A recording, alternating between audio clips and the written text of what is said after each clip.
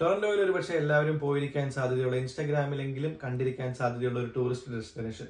കാസലോമ built ചെയ്ത ആളുടെ കഥ, ഹെൻറി പെല്ലറ്റിന്റെ കഥ. 20-ാം വയസ്സിൽ ഓട്ട മത്സരത്തിൽ ഒരു ലോക റെക്കോർഡ് സെറ്റ് ചെയ്യുന്നു. പിന്നീട് സ്റ്റോക്ക് ബ്രോക്കറേജിൽ ഇറങ്ങി ഒരുപാട് പണം സമ്പാദിക്കുന്നു. അന്ന് ബ്രിട്ടന്റെ കീഴിലിരിക്കുന്ന കാനഡയിലെ ക്വീൻസ് ഓൺ റൈഫിൾസ് എന്ന് പറയുന്ന റെജിമെന്റിൽ ഒരു പട്ടാളക്കാരനായിട്ട് പേര് നേടുന്നു.